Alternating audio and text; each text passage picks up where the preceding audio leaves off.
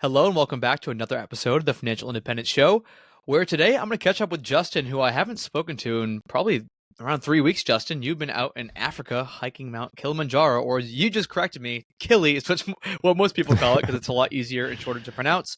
And that's where the show notes are going to be today. It's at the5show.com/Kili. That's the5show.com/KILI. But Justin, how was it to be back on the mainland?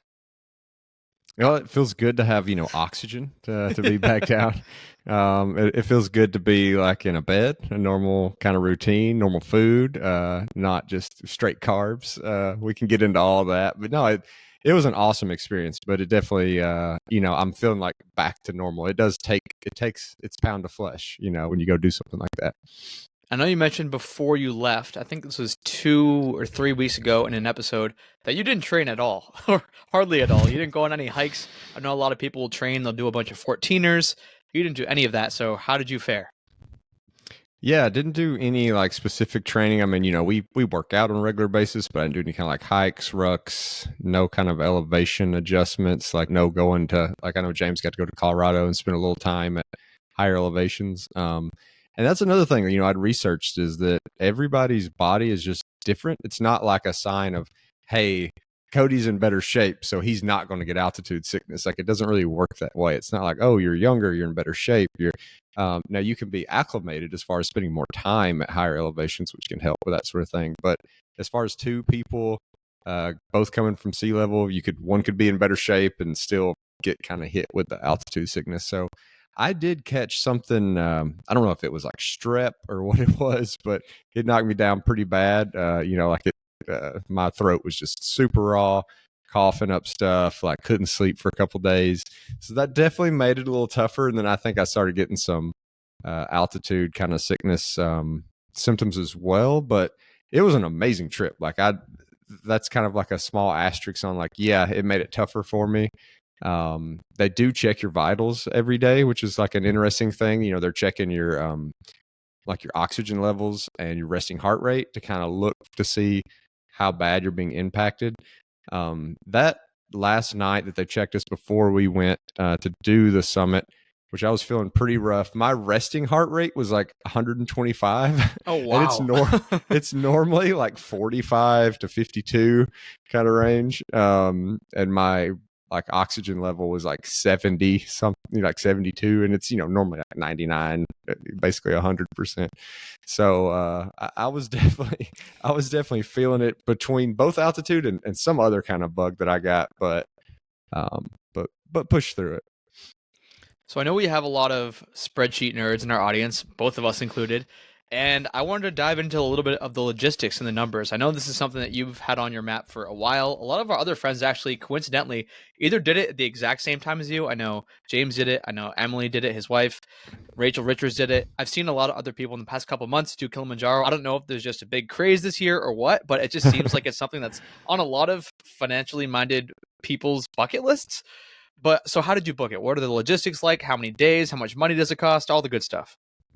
Yeah, for sure. So I definitely got out easy on the like planning part because James and a group of guys from Alabama, or mostly from Alabama, had already put together this trip and had planned it. And then some people backed out, and so they needed some fill-ins. And that's kind of how I got invited. So it was already teed up. I did find out about it like probably maybe even over a year ago. And when I found out about it, it's like, oh, perfect. August of 2024. That should be like right after, because I was planning on retiring in June. That'll be like my little retirement celebration. Little did I know that I would end up kind of doing that 6-7 months sooner. So it was kind of more of a extension of the travel that I'd been on. But I didn't do a lot of research because we had been traveling so much. So I didn't do a lot of prep, didn't do a lot of research. But for those who are thinking about planning on going, there's a lot of different like tour companies you can go with, and the money and the cost can be a pretty like wide range. And it kind of gets into the like name brand, maybe slightly more bougie, but really the experience is going to be the same. So to me, I would find somebody who's got good reviews and got a really solid price. It wouldn't stress too much out about like feeling like you're going to be roughing it. Because to me, the difference in cost versus the difference in experience from what I saw on the mountain the experience is going to be pretty much the same. Like, yeah, maybe somebody's tents look a little cooler or like a little higher end, but like it doesn't matter. You're not in extreme weather conditions where your tents are going to be, things like that. Like, yeah, some of the um, operations have like all these flags and everything's super branded, but it's again like, does that change your experience? I don't think so.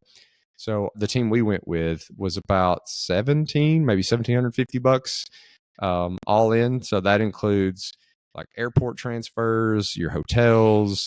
They feed you while you're on the mountain. That does include like a tent and a sleeping pad and most of the gear. Some people had to rent a good bit of gear, thinking about like sleeping bags, heavy coats, gloves, walking poles, stuff like that. I luckily actually already had everything I needed, whether it be from camping in the past and then ski gear. So some people spent like upwards of, $200 on rental stuff at the mountain. I didn't have to spend anything there. Flights can be a big range. I mean, you could spend anywhere from $1,000 to $2,000 probably. I did use points. So if for those who are interested, like, okay, what are some of the drawbacks using points sometimes? Sometimes you end up on some crazy routes. Like on the way there, it was pretty straightforward. I actually flew in and out of Houston. So that's another thing a lot of people will do is they might fly to an airport that has a lot more international travel out of to get the overall cost down. So like I know James flew to DC and then kind of booked everything out of DC. So I flew in and out of Houston. From Houston, I went to Chicago to Ethiopia, and then Ethiopia to Tanzania. Not too bad because Chicago to Ethiopia is the bulk of the trip. That one leg's like 13 hours. On the way back, it was a little more interesting. I flew from Tanzania to Ethiopia to Vienna, Austria, to London, then to Houston, and then to Austin. So it was a little bit more of a travel on the way back. But yeah, so that was the cost for ours, and we did what is called the Lemosho route, and we did the 7-day version. So that's another thing. There's I want to say 7 or 8 different routes that you can do for Kilimanjaro, and then some of those routes have like 2 variants where maybe there's a 6-day or a 7-day route, or a 7-day or an 8-day route, and it just kind of breaks up the how far you're going in a given day. And I would say what I would suggest doing is researching those routes. Is there's pretty good numbers on what is the success rate for the different routes. So I would pick a route. Obviously, it's got a pretty high success rate because it would kind of suck to get all the way over there and then not get to summit. And then different routes have different, like kind of a scenic component. The Lemosho route is widely known as is arguably the most beautiful route. And the 7-day version of it has one of the highest success rates. So that's the reason why we ended up on that one. So it would be silly for us to assume that everyone listening is going to go and book Kilimanjaro. That would be crazy. But a reason I wanted to record this episode, even though it's probably not relevant to 99% of the audience, for me, when I do really hard physical things, like when I ran the Boston Marathon back in April, when I've done some other physical challenges, there's just something about doing something really physically hard that seems to unlock other areas of your life, whether that's in business or in relationships or just makes you have a revelation. Was there any point during this trip where it was just like so difficult? Like on day 3, you're super sick, but you still have to hike 25 miles. Like, was there a point you wanted to give up, but you kept pushing past it and you get to some like revelatory state, come almost like the runner's high? Yeah, I mean, I definitely like never had a single point where I thought like I'm going to quit, but it got really hard there at the end with just how sick I was, especially on that summit day. I couldn't hardly breathe. And then, as you get up to like 19,000 plus feet, there's just not much oxygen. And it definitely helps you reset that baseline of like where like your body is hitting a wall. Like at least for me, like I hadn't been running hardly at all until just here recently. We signed up for this High Rocks race, which can explain what that is if we need to. But it's like a mix of running and strength. And so I had started running like the last 2 or 3 weeks.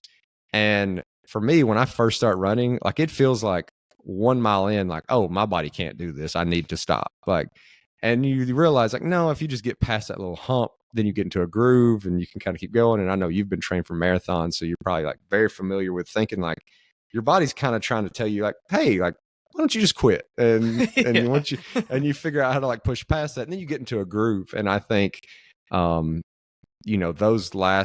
especially that last day, and just how sick I was and how hard it was to breathe, but still just continuing to go kind of resets your baseline on where your brain is like, I think I'm in trouble. I need to stop. Like you kind of get to push that forward. That was definitely the biggest thing.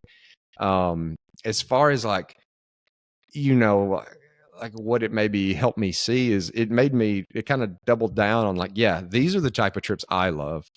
It's not going into a city. It's not like bottle servicey type things. It is being on the mountain, having awesome conversations, getting to meet local people and the porters and the guides, getting to have quality time, spending to talk to them, getting to see these just beautiful landscapes. Like that is what I love. And then on the end of the trip, because when I booked it, I kind of accidentally booked myself 2 extra days in Africa. And I was like, what can I do? And there were so many people saying like, oh, safari, safari, safari. And so I booked that, and I did enjoy it. But it made me realize like, that's not really my thing. Like we're spending pretty much all day just in the car to get out to a national park. And then you're just in the car. Like I want to be more active. I want to be more out in the stuff. I don't want to just be like like in the back of a car, kind of getting chauffeured around. That's just not my style. And so it's just as important to figure out what you do like as, what you don't like. And so, it just kind of helped me double down, realizing, physical activities, nature, quality time with people, not a lot of distractions. Like that is the type of trips that are rewarding to me. You know what's crazy though? I'll have the same revelation, but sometimes I'll forget for a couple months for whatever reason. Like I'll just start doing other stuff. I'll book all this other stuff that's not in my zone of genius, that's not in the sweet spot of the types of things that I like to do and the types of travel that I like to have. And I'm like, what the heck am I doing? And then I'll have an awesome trip. It sounds like your Kilimanjaro was one of those for you. And then it kind of resets. You're like, whoa, I should be doing way more of this with the people I love. Like this is the exact type of activity that feeds me, that feeds my energy. So I love that. Another thing that I think happens when you're doing something incredibly hard, like you said, you kind of push past that first barrier that you think, okay, my body's telling me to shut down. It kind of minimizes your other problems, especially when you're in some place like Kilimanjaro where you have a chance of dying. It might not be high, but like you're at 19,000 feet, you're super sick. It's a hard trek. It's like, maybe I shouldn't be so nervous about sending that uncomfortable Slack message to my coworker when I get back. You know what I mean? It's just it really minimizes your problems. You're like, okay, my only things I need to worry about today is like getting the right amount of food, the right amount of water, and walking the right amount of steps. Nothing else matters. You're in survival mode. Yes, it's an enjoyable trip, but I feel like it just kind of, it's like it pushes you down on Maslow's hierarchy of needs, and it makes you realize like these base level things are truly the only things that quote unquote matter. Like you're not going to die if some of these higher things in Maslow's hierarchy of needs don't happen. Yeah, that makes me think about, so there's an author, Ryan Holiday, who's got a lot of different books, and he's got this thing called the Daily Stoic that my buddy gave me. And every morning we try to do it every morning, like to sit down and read that day's entry, because it's got like a calendar entry, like it'll say August 28th, like here's the thing.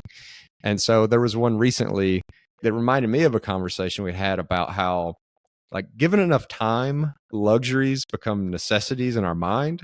So like we get so used to it that we think, oh, we have to have it.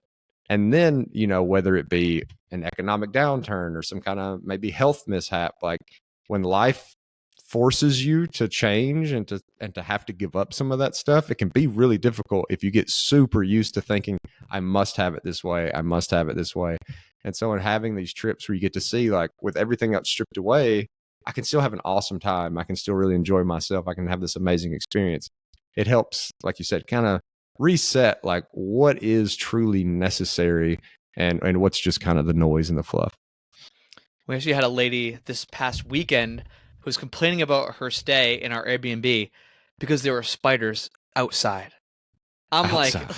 like, lady, like, come on. I mean, you kick the spiders out of the inside, fine, but let those guys hang out outside. They're not bothering anybody. Like, it's near a lake too. Like, there's just a lot of wildlife. There's a lot of insects. And I'm like, this lady needs a reset. Like, this lady needs to go to Tanzania. This lady needs to go to Costa Rica. This lady needs to just get outside of her bubble, because that is an insane complaint to complain about spiders outside at an Airbnb. That's a nature Airbnb. Like, we advertise it as lakeside. It just made me think of that. But yeah, I think some people need to hit that reset button and go somewhere where they need to use more of their basal instincts.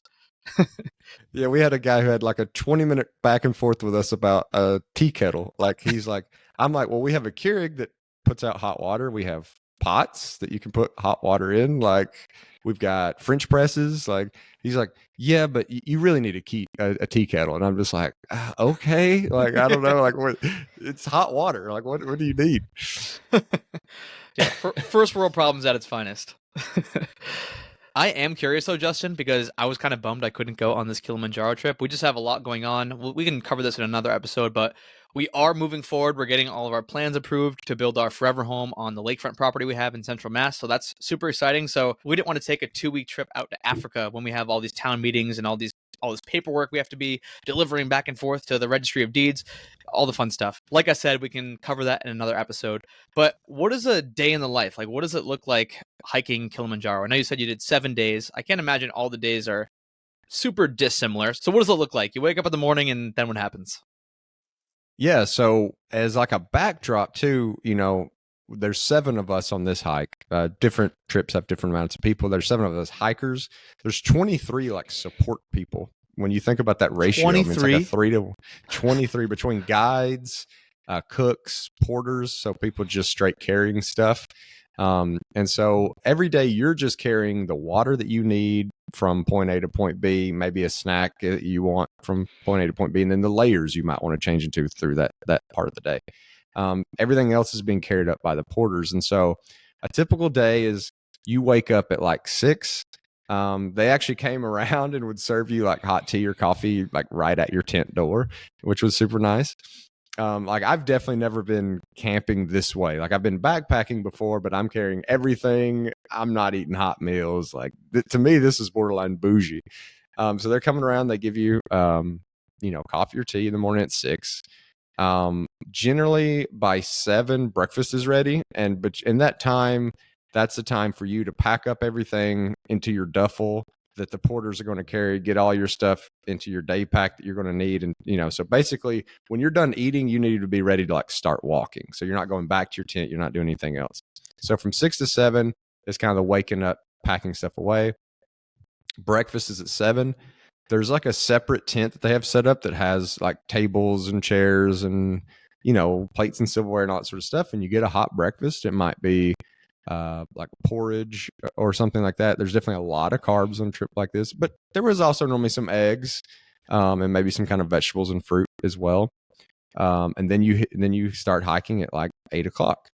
You're generally like, there are some shorter days, but it's generally going to be kind of like a start hiking at 8. Maybe you're at the next camp at around 4 p.m. There's some that are shorter than that for sure, but that's kind of a normal day.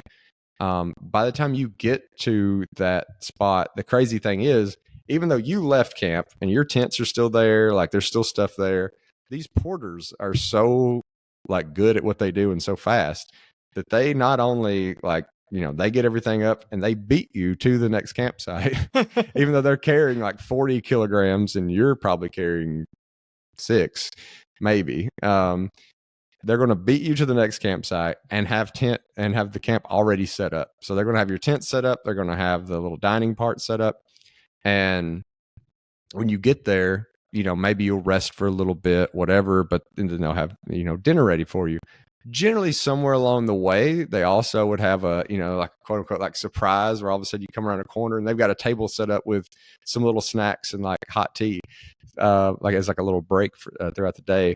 When you roll right into camp in the afternoon too, another thing is like generally they had like chairs for us like out, and we sit down and they brush off like your feet and pants to get out because it's super, super dusty. Get all the dust off of you. They will give you some hot water to kind of take like a pseudo shower with, like a bowl of hot water to kind of wash down with. You get into your clothes that you want to be in for the campsite and then set up for dinner.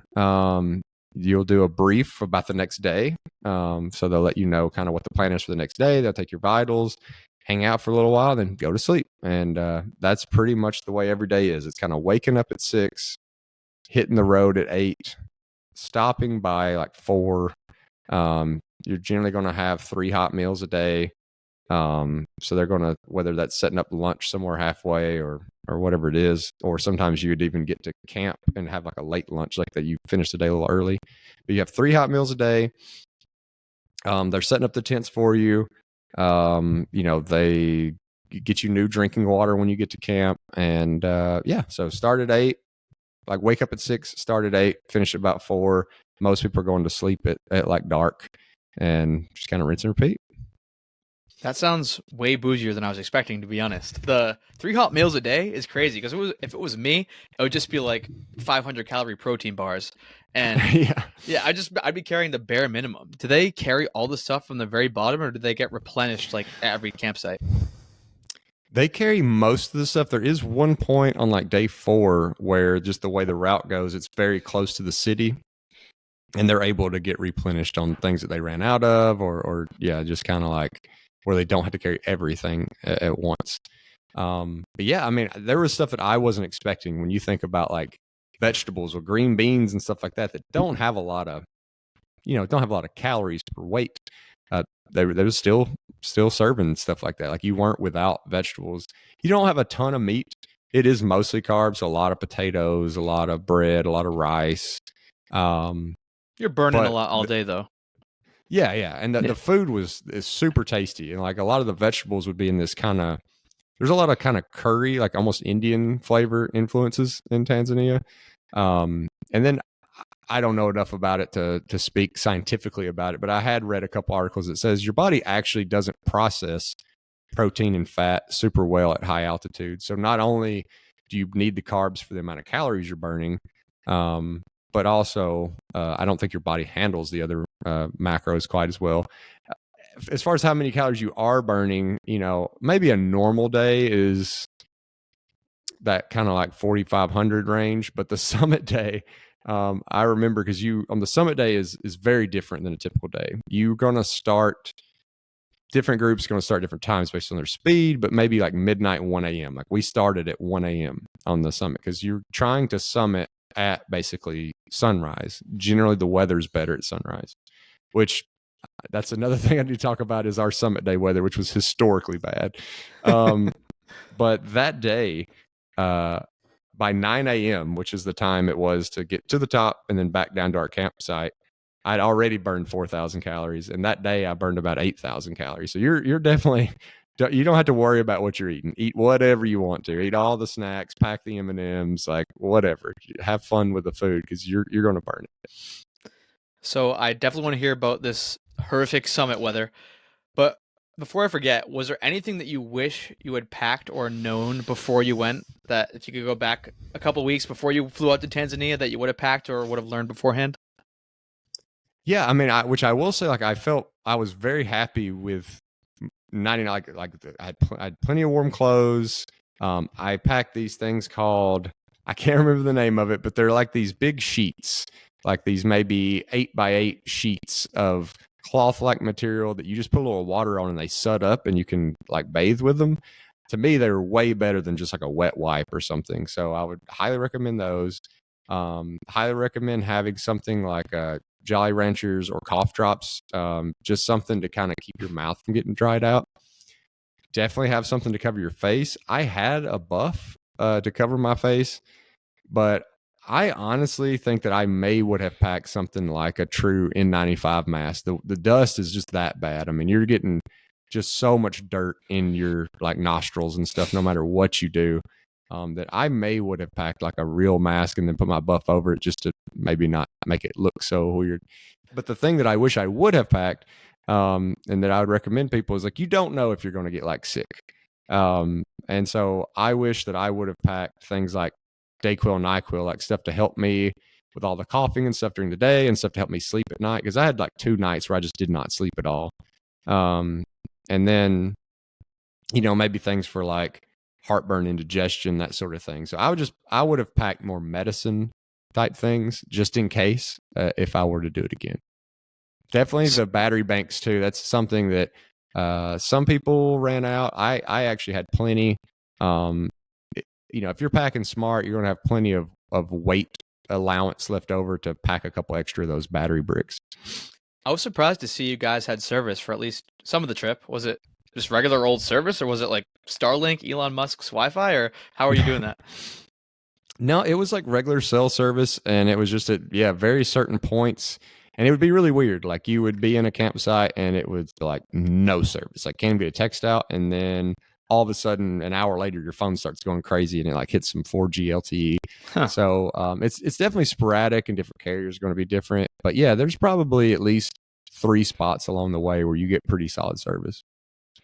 Now tell us about this horrible summit weather. Yeah, so again, we started at 1 o'clock in the morning. What's going to happen is throughout the journey on the days, your guides are going to kind of be watching your group and seeing what kind of pace they're comfortable at. And that's going to give them an estimate of what time they want to start and how fast they want to go on summit day. So the whole time, like, you don't really realize it, but they're kind of, watching you and pacing you and that sort of thing. And then they kind of set up the game plan for the summit day. So for us, we were going to summit start at 1 o'clock. And they had estimated it to take us, between 5 and 6 hours, and it took us like 5 hours and 40 minutes. So you're in the dark. It gets down to like maybe like 15 degrees Fahrenheit at the very top. But for us, it wasn't so much the temperature, but it was like a sleet hurricane. I mean, the wind was insane. Like, you see most people's pictures of the top of Kilimanjaro, and it's like blue skies, and they're like, just like whatever, taking normal pictures. They don't even really have that many clothes on because, it's cold, but it's not that bad. For us, like, my eyebrows were completely frozen. My eyelids were freezing shut. I had terrible wind burn. You couldn't see 10 feet in front of you. Like, we got up there and took the pictures, like the group pictures and the individual pictures, really fast, and just got off the mountain. Like, some people, might go up there and spend 30, 40 minutes, and, you can do all these different, like, oh, like, I brought this souvenir, or I brought this thing from back home that I wanted to get a picture with, or I want to get a picture with this person, or I want to do this and that. No, it was like, just get up and get down. Like, we at one point took and like leaned our bodies into the wind, and you literally couldn't fall over. Like, you could not like let gravity bring you to the ground. The wind would just like wouldn't let you. And our guide has probably done like 200 of these because he's been doing it for like 20 years. And he said it was like one of the top 5 worst weather days that he's seen. So, and we met a lot of people who did not summit that day that were trying to, and some people did get the summit, but they had to, once they got up to kind of the ridge where you're the most exposed, just had to like lay down on the ground for like 45 minutes to try to wait for the wind to subside a little bit, because it was just, I mean, it was hauling and you couldn't see anything. You're really selling it, Justin. Yeah, we just had like crazy bad luck. It's so funny if you look at Emily's pictures from like 2 days prior that summited, and then you look at James, and he did like a kind of a split side by side, and it just looks like you're in 2 totally different worlds. Oh man. Well, like you said, it was still a good experience, even though you were sick and you had winds so strong you couldn't fall over. But hey, Yeah. it's as long as you enjoyed it, that's all that matters. Yeah, and the whole way up, our weather was phenomenal, and like, it was gorgeous views the whole way up. It just was kind of funny that at the end of it, like the summit, there's no view. You couldn't see anything. It was just like you're inside of a white box. But an amazing experience. Would highly recommend it to anyone. Like, I would love to go and do it again and do it with Leslie. Like, I definitely don't think that's my last time hiking Kilimanjaro. So, Well, for those who made it this far and who are interested in Kilimanjaro, do you have any recommendations, or you got any specific links for us? You got some discounts for us, Justin? Do you do some slick talking over there? they did tell us, so it was called Alpine Chat Adventures was the group we went with. I couldn't speak more highly of them. They did say that if one of us like referred someone, so someone who's already been on the trip, that they would generally knock off like $100 for the person who was coming if they were Okay. brought in by referral. So yeah, we can definitely throw a link up to the organization, and if somebody's like really serious about wanting to book something, just hit us up on the Facebook group or wherever, and I can kind of help make that connection and maybe save you a little money. But yeah, it was like $1,750 for that. Flights may vary. Also budget, between 250 and like maybe 300 something dollars for tipping all the support staff and stuff. If you think you're going to need to rent a little bit of gear, maybe up to $200 there. Every additional night that maybe you needed a hotel, like if you want to get into Africa a day early, like I did, that's like an extra $80.